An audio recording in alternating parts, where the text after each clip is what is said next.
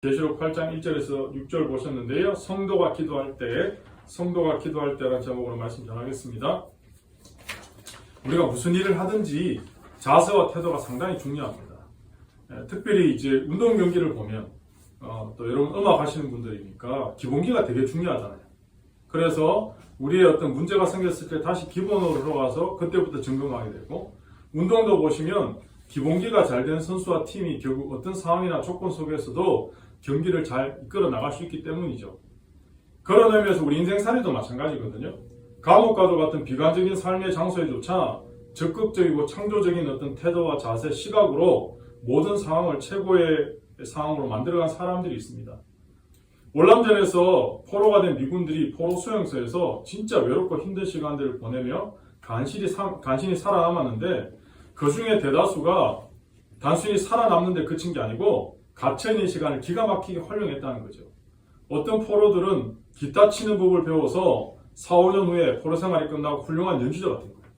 무슨 포로 수용소 안에 기타가 있었냐고요? 기타 없었죠. 기타를 잘 치는 포로 하나가 긴 막대기에다 줄 몇 개 달아놓고는 기타를 가르쳤다는 거예요.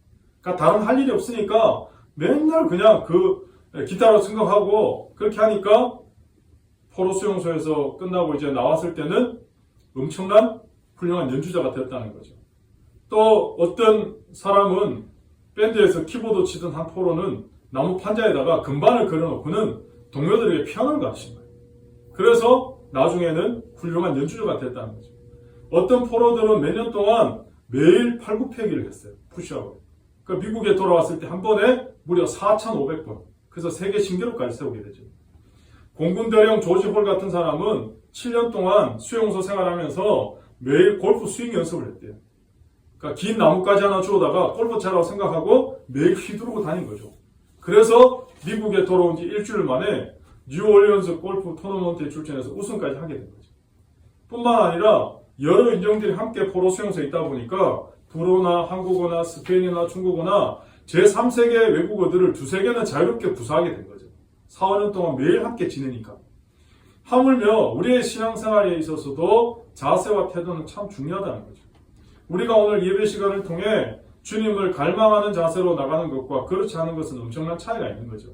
예수님은요, 공생애 동안 수많은 병자들을 고쳐주셨거든요. 그 수많은 병자들을 치료하실 때 두 가지 질문을 하세요. 첫 번째는 내가 너에게 네가 무엇을 원하느냐. 다시 말해서 소원을 말해봐, 이거거든요. 네 소원이 뭐냐? 네가 뭘 원하냐? 두 번째는 내가 너에게 무엇을 해주기를 원하냐? 이렇게 물으셨어요. 네가 무엇을 원하느냐? 내가 너에게 무엇하여 주기를 원하느냐? 그렇게 주님 물으셨을 때 예수님은 다 아시잖아요. 다 아시는데 몰라서 질문하는 게 아니에요. 주님이 질문하신 의도는 정말로 이 사람들이 간절히 원하냐? 그리고 그 원함을 입술의 고백을 통해 듣기를 원하셨다는 거죠. 그래서 로마서 10장 9절 10절에 보면 이렇게 나오거든요. 네가 만일 네 입으로 예수를 주로 신하며 또 하나님께서 그를 죽은 자 가운데서 살리신 것을 내 마음에 믿으면 구원을 받으리라. 사람이 마음으로 믿어 의이르고 입으로 신하여 구원에 이른다는 거죠. 그래서 미국의 코미디 배우이자 변호사인 벤 스타인은 원하는 것을 얻기 위해서 가장 먼저 해야 될 일은 뭐냐? 내가 뭘 원하는지 결정하는 것이다. 이렇게 말합니다. 만약 우리가 원하는지 무엇을 원하는지 분명히 알고 그것을 위해서 대가를 지불할 준비가 되어 있다면 언젠가 그것을 얻을 것이기 때문에 그렇죠.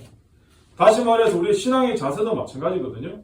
하나님은 오늘도 하나님을 간절히 만나기를 원하는 사람에게 역사하십니다. 예수님께서 산상수훈에 마태복음 7장 6절에 이렇게 말씀하십니다. 거룩한 것을 개에게 주지 말며 너희 진주를 돼지 앞에 던지지 말라. 그들이 그것을 발로 밟고 돌이켜 너희를 찢어 상하게 할까 염려하라. 이렇게 말씀하셨습니다. 여러분, 돼지가 진주의 가치를 알겠습니까? 개가 거룩한 것의 가치를 알겠습니까? 모른다는 거죠. 그러므로 무엇보다 하나님의 은혜를 소중하게 생각할 줄 알고 하나님께 집중한 사람을 하나님 찾으신다는 거죠. 여리고의 키 작은 아저씨 삭개오가 예수님을 만날 수 있었던 것은 그의 겸손한 자세에서 나온 결과였습니다. 가나안 여인이 자신의 딸을 고칠 수 있었던 것도 주님 앞에 자신을 낮추는 그 겸손한 모습이 있었기 때문에 주님의 응답을 얻은 거죠. 오늘 예배 가운데 여러분 어떤 모습으로 어떤 자세와 태도로 나오셨습니까? 오늘 저와 여러분이 읽었던 이 요한계시록은 고난과 박해 시기에 쓰여졌던 대표적인 편지입니다. 우리가 생각하고 상상한 이상의 고난과 박해가 있었습니다. 목숨의 위협과 엄청난 핍박이 몰려왔죠. 그러한 위협과 박해 속에서 주님은 요한계시록을 통해서 성도들에게 주시고자 하는 두 가지 메시지가 있습니다. 첫 번째는 위로입니다. 위로. 두 번째는 소망입니다. 소망. 그래서 우리는 예배를 통해서 주님께로부터 구원받아야 될 두 가지 메시지가 뭐냐? 위로와 소망이에요. 오늘 우리가 몸 담고 있는 세상은 지금까지 살아왔던, 앞으로 살아갈 그 어떤 세상보다 더 험악하고 어렵고 힘든 그런 세상이 펼쳐질 수도 있는 거죠. 근데 여러분, 세상이 이렇게 어려워지고 어지러워지고 가치관은 무너질 대로 다 무너져서 심지어는 선과 악의 구분마저 희미해진 이 시대에 우리의 원하는 행복이 세상에 과연 있다고 보십니까? 그래서 오늘 주님은 우리의 인생 교과서인 요한계시록을 통해 다시 말씀하고자 하는 거죠. 우리는 오늘 요한계시록 8장을 통해 세상에 쏟아부으시는 하나님의 재앙의 강도가 점점점 더해져가고 있다는 걸 보고 있습니다. 하나님은요, 악을 철저히 추적하셔서 공의를 마침내 실현하시는 의지가 있으세요. 그런데요, 세상은 이런 재앙의 극심한 고통 속에서도 회개하지 않고 주님께로 돌아오지 않는다는 거죠. 주님이 계속 심판하시는데 안 돌아오는 거예요. 일전에 어떤 분이 간증하시는 걸 제가 들었는데 그분이 이런 이야기 하시대요. 세상에서 하나님을 두려워하지 않고 살아가는 존재하는 건 인간들밖에 없대요. 심지어 귀신들도 마귀도 예수 그리스도의 이름만 들어도 벌벌 떨고 하는데 인간들은 마음이 얼마나 강박한지 목이 곧고 마음이 딱딱하게 굳어서 하나님을 두려워하기는 그저 오히려 무시하고 조롱까지 한다는 거예요. 하나님 어디 있어? 차라리 내 주먹을 믿지. 그리고 하나님 무시한다는 거예요. 귀신도 벌벌 떠는데. 오늘 본문은 출애굽 당시와 유사한 맥락에서 하나님의 전능하심과 하나님의 공의가 세상을 심판하는 그 놀라운 하나님의 목적을 보여주고 있습니다. 그런데요, 아직 끝이 아니다 라는 걸 명백히 밝혀주죠. 하나님은 재앙의 강도를 3분의 1 정도로 조정해 주십니다. 노아 홍수처럼 세상을 물론 완전히 심판하실 것을 심판하는 게 아니고 3분의 1 정도만. 그 말은 무슨 말이에요? 지금이라도 돌아올 기회가 있다는 거죠. 지금이라도 회개하고 돌이킬 기회가 있다는 걸 계속 주시는 거죠. 하나님은 악을 외면하시는 것이 아니고 악의 세력의 분명한 이 패망, 그리고 최종적인 패망 사이에 저와 여러분, 우리 교회 공동체가 서 있다는 걸 계속 말씀드리거든요. 알려주고 계시거든요. 지난번에도 말씀드렸듯이 이미 확실한 하나님의 승리와 미래에 최종적으로 임할 하나님의 승리 사이에 오늘 하나님의 사람들이, 하나님의 공동체가 잠시 고난의 시간을 지금 보내고 있다는 거죠. 우리는 이미와 아직 사이. 2000년 전 예수님께서 오셨던 그 시간부터 다시 오실 주님의 그 시간 사이에 우리는 살고 있는 거죠. 그렇다면 분명한 것은 하나님의 백성은 어떤 어려움이나 외압이 와도 세상 유혹과 핍박에 넘어지지 않고 맞서 싸울 수 있다는 거죠. 더 나아가서 아직 천국 문이 닫히지 않았기 때문에 세상에 남아있는 기회, 아직 하나님께로 돌아올 기회가 있다는 걸 사람들에게 알려줄 사명이 저와 여러분에게 있다는 거죠. 예전에 신학교에서 설교학 수업 시간에 교수님이 앞에 있는 전사님 한 분을 설교하라고 세웠거든요. 갑자기 그러니까 이분이 올라가서 설교를 해야 되는데 사람들한테 이렇게 말한 거예요. 여러분, 제가 무슨 말 할지 아십니까? 그랬더니 사람들이 어떻게 알아요? 잘 모르겠는데요? 그러니까 저도 모릅니다. 그럼 내려가 버렸다. 교수님 너무 화가 나는 거예요. 다음 주에도 다시 똑같이 시켰어요. 다시 기회를 주니까 해보라고.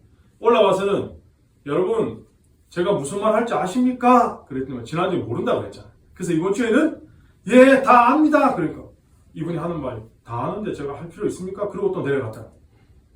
세 번째 주가 되니까 교수님이 이제 3세파에 한 번 더 기회를 준다. 한 번 더 올라갔어.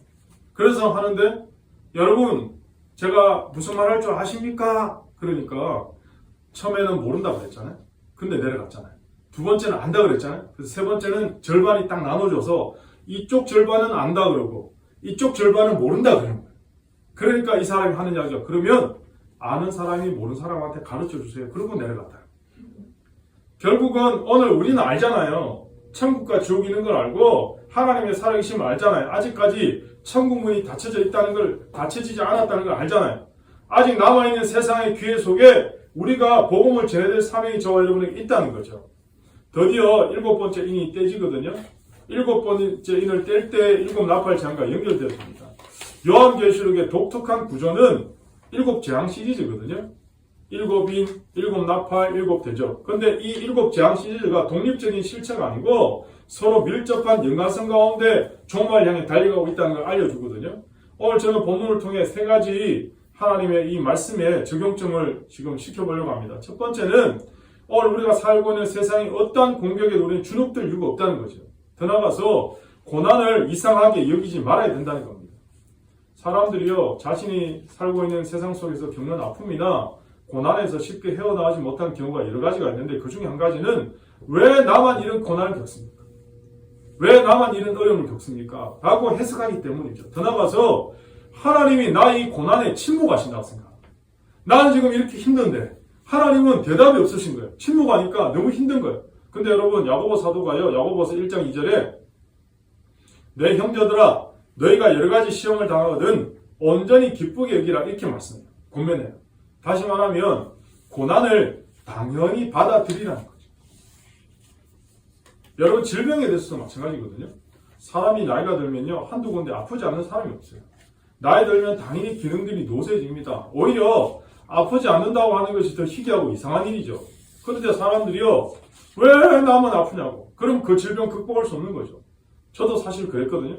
갑자기 앞에서 예배 인도하려고 그러는데 성경을 읽어야 되는데 글자가 막 겹쳐 보이고 희미하게 보이고 그 0.1초 2초 동안 갑자기 머리가 쭉 펴다고 등골이 오싹하고 글자가 잘 안 보이니까 알고 보니까 이게 노안이에요. 왜 내가 노안이 왔지? 그러다 갑자기 어느 날 아침에 일어났는데 발바닥이 너무 아파서 땅을 디딜 수가 없는 거예요. 병원 가니까 족저근막염. 그러다가 또 어느 날 무릎에 통증이 오면서 막 정형외과까지 가서 엑스레이 찍고 치료받고 그러면서 제가 왜 이렇게 아프지? 인정을 못하게 된 거예요. 내가. 인정을. 그러다가 이게 나이가 들어가는 현상이구나. 결론은 건강하게 잘 늙어가는 게 중요하고 그때부터 제가 받아들인 거죠. 여러분 그렇지 않습니까? 성경은 고난에 대해서 이렇게 정의하거든요. 히브리서 12장 8절에 징계는 다 받는 것이거늘 너에게 없으면 사생자여 참 아들이 아니니라.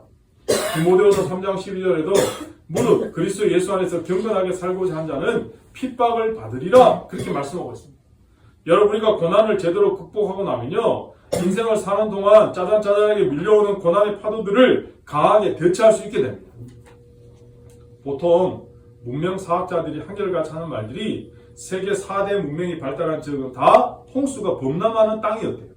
다시 말하면 그 홍수를 잘 다스리기 위해서 제방기술이 발달하고 관계요법이 발달하고 문명이 발달했다는 거죠. 이게 무슨 말이냐? 세상에서도 겪는 어려움들이 단순히 어려움 자체로 끝나는 게 아니고 그 어려움을 해결하면서 새로운 결과들, 열매들이 나타난다는 거죠.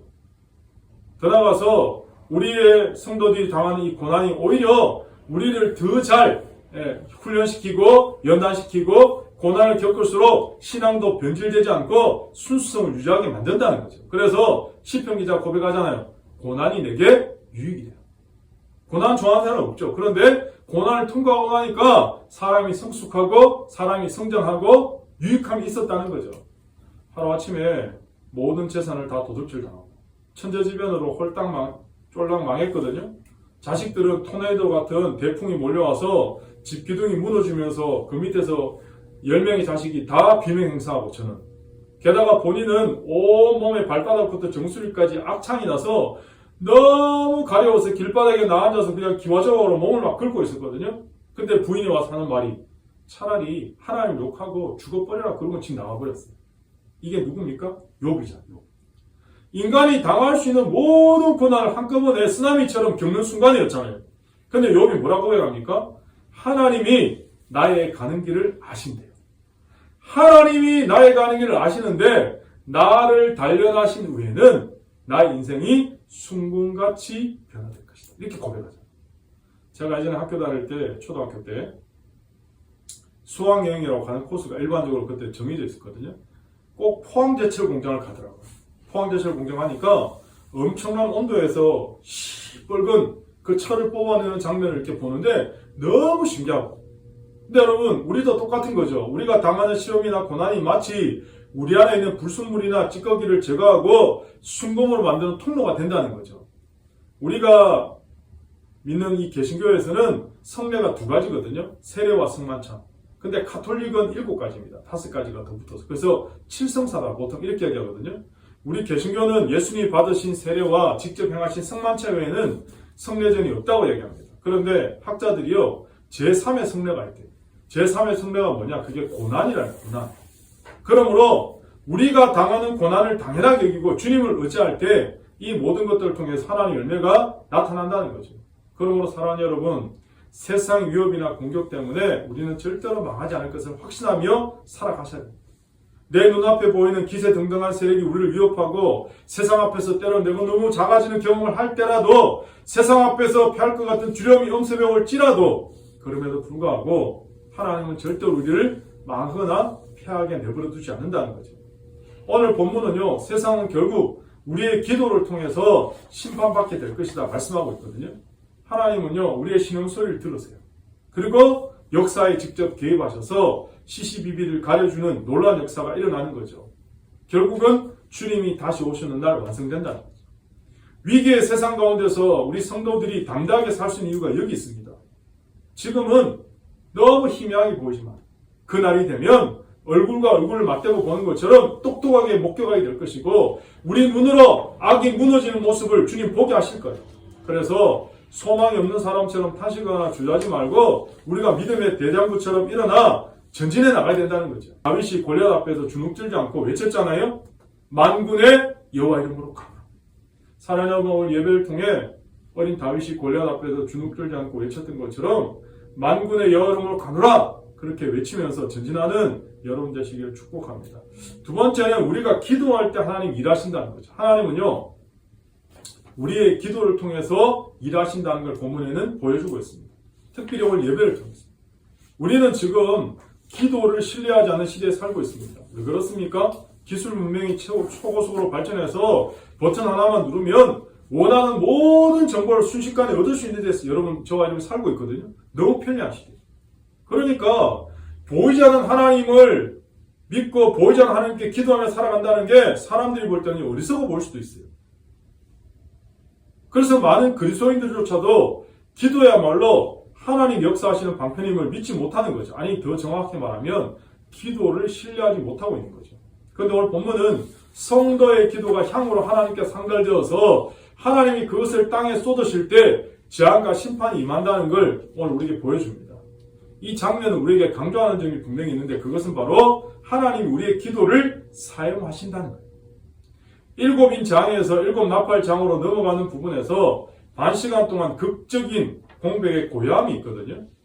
아니, 7장 유로가 끝나고 이제 무시무시한 심판이 시작돼야 되는데 갑자기 폭풍천야처럼 극적인 긴장감으로 반 시간 동안 조용한 거죠. 사도 요한이요, 지금 이 부분을 성도들에게 말하고 싶은 부분이 어떤 부분이냐? 결국은 뒤에 나온 하나님의 심판은 성도의 기도와 밀접한 관련이 있다는 거예요. 유진 피터슨 목사님 이렇게 말씀하시거든요. 7째 봉인을 떼었을 때 약 반 시간 정도 하늘에 침묵이 오른다. 이제 절정에 도달했다. 침묵은 믿기 어려운 진리를 받도록 상상력을 준비시킨다. 선과 악의 싸움이 제기되는 동안 경건한 1세기 그리스도인들이 로마 제국 전역에서 드린 기도가 하늘에 올라갔다. 대규모의 핍박과 조롱이 그들 향해 퍼부어졌다. 그들에게는 무기도 투표권도 없었다. 돈도 별로 없었고 사회적 지위도 없었다. 그런데 왜 그들은 정신적으로 무너지지 않았는가? 왜 황급히 달아나지 않았는가? 그들은 기도했던 것이다. 하늘의 침묵이 오른 것은 그 기도들을 듣기 위해서였다. 침묵에서 행동이 나온다. 이렇게. 이제 하나님 앞에 시위한 7천사가 7나팔을 붙잡았거든요. 반 시간 동안 고요함 이후에 금향로를 가진 8대 천사가 홀로 등장합니다. 이 천사가 금향로에 많은 향을 가지고는 하나님께 가는데 그게 뭐라 나오냐? 본문에 성도들의 기도라. 천사의 손에 의해서 하나님 앞에 올라가는 것을 직접 목도합니다.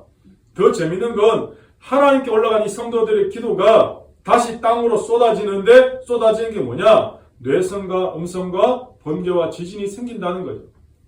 여러분, 곰곰이 생각해 보면 지금 이 위치가 기도가 나와야 될 위치는 아니거든요. 바로 앞에 등장했던 재앙보다 더 강도 높은 나팔 재앙을 쏟아부을 수 있는데 요한은 불쑥 기도 이야기를 꺼내는 거죠. 이렇게 기도를 제시한 이유는 1차적으로 하나님은 성도들이 드리는 기도를 가치 있게 여기신다는 거예요. 더 나아가서 하나님은 지금 성도들의 기도를 지금도 듣고 계신다는 걸 강조하는 거죠. 더 나아가서 오늘 본문의 기도 장면은 요한이 기도와 재앙을 연결시키고 있다는 거죠. 하나님이 세상에 재앙을 쏟아부으시는 이유 중에 한 가지는 성도의 기도에 대한 응답이다라는 걸 이야기해 주는 겁니다. 오늘 본문에서 초대교회 성도들이 무슨 기도를 드렸는지 구체적으로 나오진 않아요. 한 가지 분명한 사실은 성도들의 기도가 하나님의 마음을 움직이는 가장 강력한 도구라는 거죠. 그래서 성도들의 기도를 통해 하나님은 세상에 대해서 하나님이 가지고 계신 계획을 성취해 나가신다는 거예요. 다시 말하면 하나님은 기도하는 사람을 하나님 나라의 하나님 역사의 동역자로 삼으신다는 거죠. 이게 사실이라면 우리가 하나님께 드릴 수 있는 가장 위대한 기도는 우리가 무엇을 가지고 싶다거나 우리가 무엇을 필요하다고 하는 걸 하나님께 강요하기보다는 내가 하나님 나라에 쓰임받기를 원합니다. 하나님 나라의 동역자가 되기를 원합니다. 이게 더 중요한 기도라는 거죠. 하나님은요, 혼자서도 세상 역사를 다 이루시는 분이에요. 완벽한 자격을 갖추고 있는 분이에요. 그런데 우리의 협력을 통해 일하기를 기뻐하신다. 더 나아가서 하나님의 전적인 사역에 우리를 초대하셔서 함께 일하는 방식으로 세상 역사를 만들어 가신다는 거죠. 그래서 고린도전서 3장 9절에 우리는 하나님의 동역자들이고 너희는 하나님이 바치고 하나님의 집이다 이렇게 말씀하십니다. 하나님이 오늘 저와 여러분을 부르신 것은 하나님의 미션 성취 우리가 절대적으로 필요하기 때문이라기보다는 우리를 가장 복되고 영광스럽게 하고 존귀하게 하는 길이 바로 이 길이기 때문에 우리를 부르신 거죠. 더 나아가서 고린도전서 3장 7절 8절에 그런즉 심는 이나 물 주는 이는 아무것도 아니로되 오직 자라게 하시는 이는 하나님뿐이니라. 심는 이와 물 주는 이는 한 가지이니 각각 자기가 일한 대로 자기의 상을 받으리라 이렇게 말씀하십니다. 결국 마지막 세상의 종말의 심판을 집행하시는 분은 오직 우리 주님, 예수님밖에 없습니다.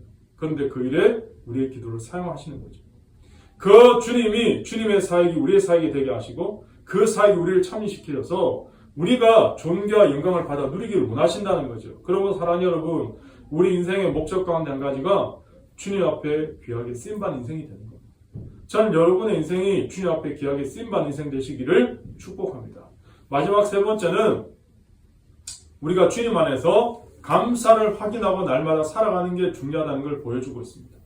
현재 우리의 위치가 얼마나 감사한 자리인지를 한번 확인하고 살아가야 됩니다.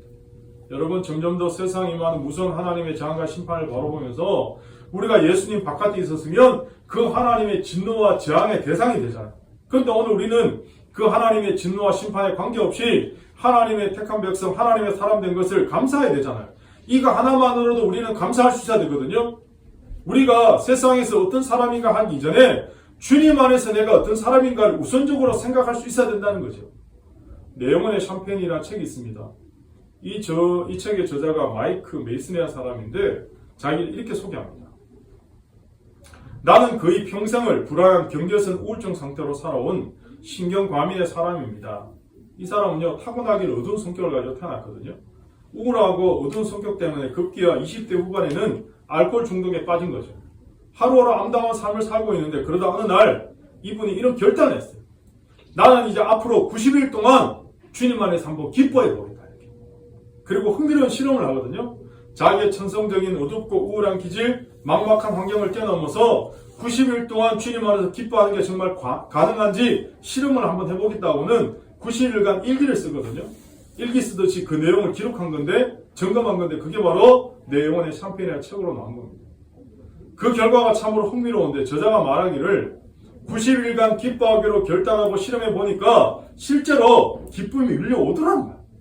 그리고 그렇게 찾아온 기쁨이요, 좀처럼 떠나지 않고 자기 내면 안에서 스물스물 지속적으로 기쁨이 작동되더라는 거야. 그 결과 놀랍게도 자기가 앓고 있던 우울증이 다 떠나갔대요. 치료가 됐대요. 그 책에는 이런 내용도 있습니다.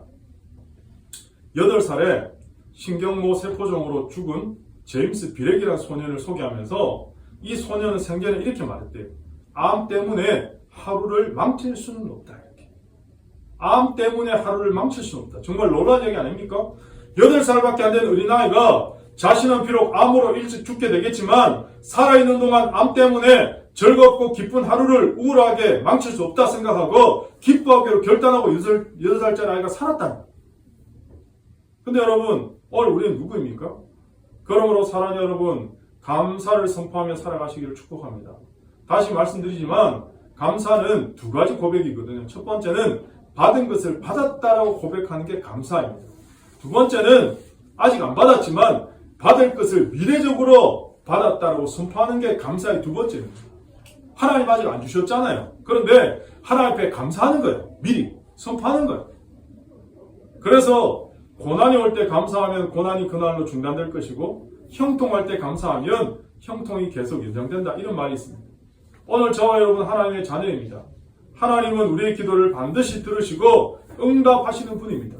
우리는 오늘 요한계시록 8장을 통해 우리에게 다가오는 고난을 이상하게 여기지 말고 세상의 공격에 주눅들 필요가 없다는 거죠. 더 나아가서 하나님은 성도들의 기도를 통해 일하시고 역사하십니다. 마지막으로 우리가 주님 안에서 내가 어떤 존재인지를 감사하며 확인하며 살아가는 놀라운 은혜가 있기를 축복합니다. 그래서 이번 한 주간 동안 이 말씀 붙들고 여러분의 삶의 자리마다 정말 하나님께서 내 인생에 주신 이 감사함이 어떤 것인지, 그리고 하나님이 내 기도를 통해 일하신다는데 내가 지금 하나님 앞에 어떤 기도를 하고 있는지, 더 나아가서 내게 다가와 있는 어떤 사건이나 문제들을 괜히 이상하게 생각하고 주눅들지 않고 믿음으로 해석하고 주님 앞에 정말 믿음으로 승리하는 그런 한 주간 되시기를 예수님 이름으로 다시 축복합니다.